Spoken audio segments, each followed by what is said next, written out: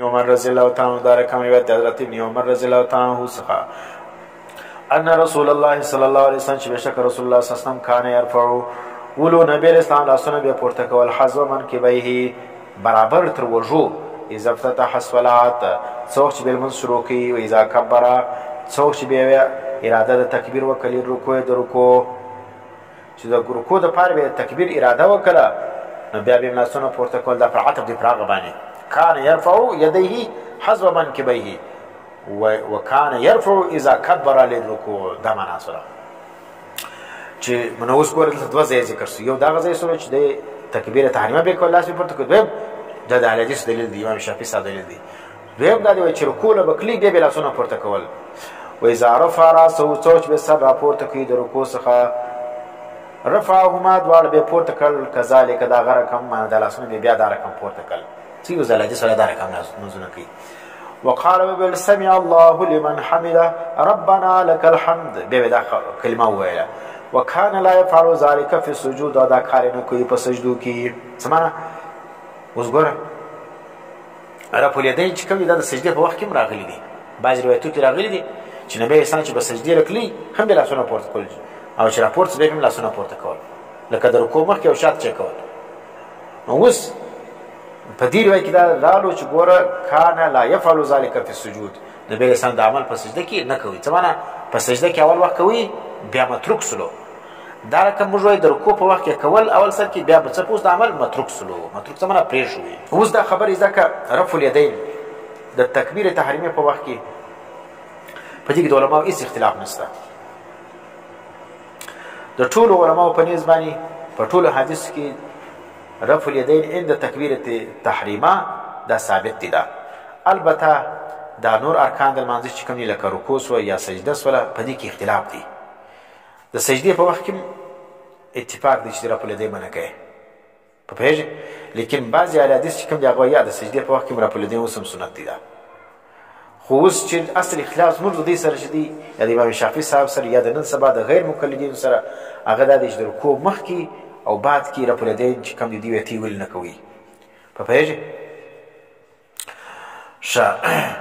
نو اصل اختلاف چې کوم دی هغه د پر دې باندې خلک چې کوم دی هغه مناظره کوي دغه کوي اوس موږ مناظره څه کوو موږ به خالي مسلکونه وایو دا مسله د چا سره زموږ اختلاف پیدا نو زموږ مسله چې کوم دغه د امام شافعي صاحب امام احمد صاحب دا د نن سبا غیر مقلدین لکه دا بیا عقلان دي دا په مناظره نه ارزي دا نو اصل مسله چې کوم د امام شافعي صاحب امام احمد صاحب دا رقم حسن بصری رحمت الله ابن سیرین رحمت الله علیه دا رقم عبد الله ابن مبارک صاحب سفیان ابن عیینه دا ټول چې کوم دی هغه د تکبیر رکوع او د رکوع سره د سر پورته کېدو په وخت کې به رفع الیدین کې دا سنت دی دا وینې دا دور مسله ده نه لاس پورته کېدل نه پورته کېدل په لمانځه کې ستا په نیز باندې پورته کېدل راجح دي زموږ په نیز باندې ترک رفع الیدین راجح دي دا دور مسله نه ده که اوس یې سړی پورته کېږي اسمان نه نړېږي که نه پورته کېږي اسمان نه نړېږي د دې څخه د کفر او د اسلام مسله نه جوړېږي دواړه شیان په حدیثو کې ذکر دي صحیح شولو په دې باندې سړی کافر کېږي نه او نه د اسلام څخه وځي او نه په دې باندې سړی ګمراه کېږي او نن سبا د غیر مقلدین چې رفع الیدین کوي دا د فساد دپاره کوي پوهېږې نور دین باندې عمل نه کوي بدیلې اوري سروزونه اوري وینې بې پردګي پکې شته ښکنځاوې کوي بدعملي پکې دي لیکن یو رفع الیدین سر نیولې دي وایي دا بس کوه ته مسلمان سولې بیا جنت ته ځې نو اوس رفع الیدین چې کوم دي او بیا خاص کر هغه ځای کې چې هلته فساد په خلکو کې راځي باید ته چې رفع الیدین کې په خپل یکړ لمونځ کې وکړه پروا نه لري ته چې د احنافو مسجد له راسه بیا رفع الیدین مه کوه دلته خلک ته ګوري هغه جاهله خلک هغه دا څه نوې طریقه راوړي نوې دین راوړي نو په کار دا دی چې سړی څه وکړي داسې کار چې د هغه څخه فساد پیښیږي هغه کار چې کوم دی هغه نه وکړي نو موږ دا نه وایو چې دا ناجایز عمل لیکن په دې سره څه کېږي فساد پیښ لکه اوس ګور نبی اسلام چې کوم دی هغه د کعبې شریفې د دویمه د تعمیر اراده وکړه او دا اراده یې وکړه چې دا ونړوم او په هغه چې کوم تعمیر د ابراهیم علیه السلام په وخت کې سوی دي په هغه باندې زه تعمیر کړم نو بیا چې څه وخت وکتل چې دا زما قوم چې کوم دی هغه جاهله دی په دې پوهېږي نه چې زه ونړوم خلک وایي د الله بیته یې ونړوله بیا چې سر خلاصوي هغه سر خلاصوي نه وینې. نو نبي علیه السلام چې کوم دی هغه د کعبې نړول چې کوم دی یا دویم تعمیر دا یې څه په وکړي د عمل یې پرېښوي چې په دې باندې قوم چې کوم دی هغه څه به کېږي ګمراه کېږي. بیا د هغه وروسته چې کوم دی بیا عبدالله بن زبیر رحمت الله رضی الله عنه په دور کې بیا هغه اراده وکړه لیکن بیا چې کوم دی هغه بیا نور خلکو منع کوي چې دا کار مه کوه چې نبي نه پرېښوي ته یې پرېښوي. اوس څه دی هغه د کعبې سره چې کوم حاتم دی هغه ګول دیوال چې ګرځي دا د کعبې حصه ده د دې اخوا ته طواف نه سې کېږي. نبي علیه السلام دا پکې داخلوي لیکن د قوم د وجې چې په قوم کې فساد نشي را نبي علیه السلام د عمل څه کوي د کعبې دغه یوه حصه د تعمیر څخه په تعمیر کې شامله کړې لاره ده د اختلاف د وجې. نو ته چې راولاړېږي دا یو مستحب عمل دی دا یو جایز عمل دی او په دې کې خلکو کې فساد راځي او بیا خامخا هلته کوي چې هغه د احنافو مسجد وي هغه ناپوهي هغه په دې پوهېږي نه چې دا جایز عمل دی هغه چې دی نوی دین یې راوړی دی وینې او بیا رډ رډ درته ګوري. نو ځکه دا رقم اعمال چې کوم دي دا په کار نه دي سړی وکړي. نو دوی چې کوم دي هغه یې د دین په حیثیت نه کړي زما د نظریه ده دا د څه دپاره کوي د فساد دپاره کوي چې مسلمانانو کې اختلاف راسي فساد راسي مسلمانان دا قوت چې کوم دی هغه سره تقسیم سي. پاتې نفس مسله دا د مرتول رفع الیدین هم جایز دي ترک رفع الیدین هم جایز دي زموږ په نظر باندې رفع الیدین چې کوم دی هغه چیز دی د عمل متروک دی دا نبي اسلام پرېښي دي او رفع الیدین دغه ترک رفع الیدین دا زموږ په نظر باندې راجح دي دا. نو دا چې شتلو مارت امام شافعي صاحب امام احمد صاحب هغه رفع الیدین په لمانځه کې ستا دا سنت دی دا او امام اعظم ابو حنیفه رحمت الله علیه صاحبین دا رقم دغه چې کوم دی ابراهیم بن نخعی ابن ابي لیلا علقمه ابن قیس اسود ابن یزید عامر شعبی ابو اسحاق سبعی دا رقم نور صحابه او تابعین چې کوم داغو په نسبت باندې ترک رفع الیدین چې کوم دی هغه سنت دی دا. خلیل تکبیر تحریمی په وخت کې به لاس پورته کوي دا نور وختو کې لاسونه د رکوع مخکې د رکوع شاته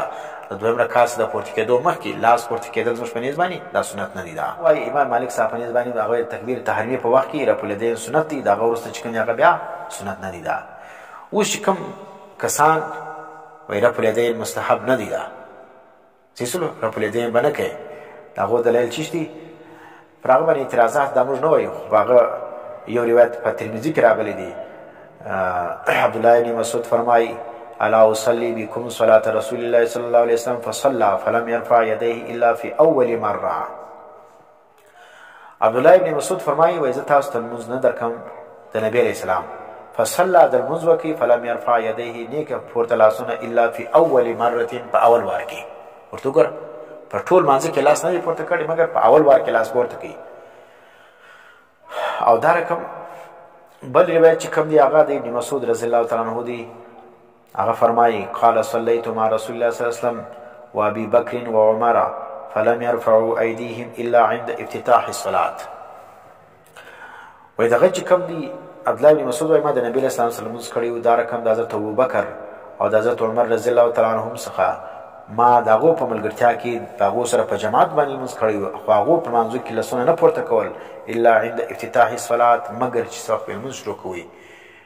د تکبیر تحریمی په وخت کې لاس پورته کړی دی بیا لاس نه دی پورته کړی. ترک هغه عمل ته وایي چې وار یې څوک کوي بیا پرېږدي ترک وایي دغه ته. نو اوس اول موږ دا وایي غیر مقلدین ته دا رقم د امام شافعي صاحب مسلکیانو ته موږ دا نه وایي چې رفع الیدین سته نه رفع الیدین په حدیثو کې ذکر دي نبي علیه اسلام کړي دي په اول دور کې کړي دي بیا وروسته متروک دي دا نبي علیه اسلام د عمل کوي بیا یې پرېښوي ته راولاړېږې چې نبي علیه اسلام کوم عمل پرېښي دي ته پر هغه اول حصه باندې عمل کوې صحیح شولو. نو د نبي علیه اسلام آخري عمل ته اعتبار دی. عمر رضی الله تعالی عنه فرمایي هغه وایي صحیفتو دغه مجاهد وایي ما دا د ابن عمر رضی الله عنه شاګرد دی وایي صحیفتو ابن عمر وایي ما ملګرتیا کړې د ابن عمر سره. ګوره ابن عمر خو د نبي اسلام بعد ژوند کړی دی د نبي صحابي دی مجاهد تابعي دی. هغه چې کوم دی هغه څه فرمایي وایي ما ابن عمر رضی الله تعالی عنه ګوره ابن عمر چې کوم دی هغه د نبي په عمل باندې تر ما او تا ډېر ښه خبر و.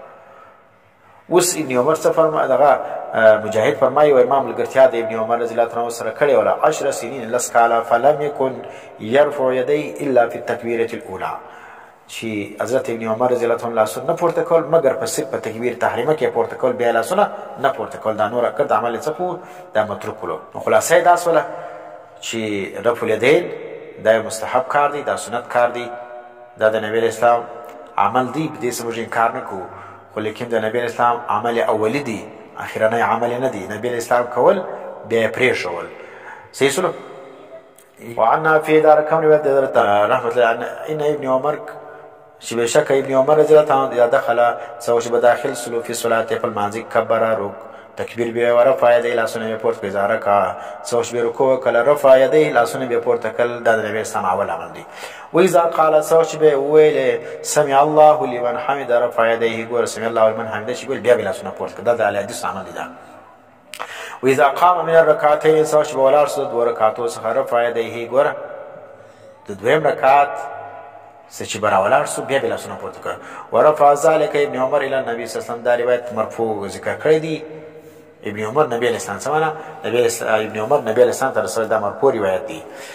سیسلو نو موږ دا نه وایو چې دا مرفوع باندې دی ثابت یا دا روایت که ثابت نه دی یا دا عمل ثابت نه دی. دا عمل ثابت دی خو لیکن د نبی علیہ السلام اولنی عمل دی. اخرنی عمل چې شلو ترک رفع الیدین ورو پر هغه باندې د صحابو د تابعین روایت د حال دی. مالک بن الحویرث فرمایي قال كان رسول الله صلی الله علیه وسلم اذا كبر هغه فرمایي چې ول نبی اسلام چې څوک به اراده در تکبیر وکړه فائدې لاسونه به پورته کړل په وخت تکبیر تحریک حتی یحاذی بهما چې دا به مقابل کړل اذنې د غوږو څخه د ازم دلیل دی. هغه کله منکبیه حذاء من کده امام شافعی ساده دلیل دی. زموږ دلیل دا دی موږ ګور په احتیاط عمل کوو چې ته غوږو پورته کړل وجه خپل فکرال ته چې تر غوږو پورته کې نو غوږونه نه فکرال حتی یحاذی بهما نو په دې روایت باندې عمل وسی. په دې صورت کې ستا په روایت عمل کیږي حتی تر دې وته یحاذی بهما چې برابر به کل مقابل به کل اذنې د غوږو سره ازاره فراسو څو شی پورته کې سر نه رکوع د رکوع څخه فقال بسم الله لمن حمدا فعل مثل ذلك دا کار به کوي. په روایت په بل روایت کې حتی یحاذی بهما فروع اذنې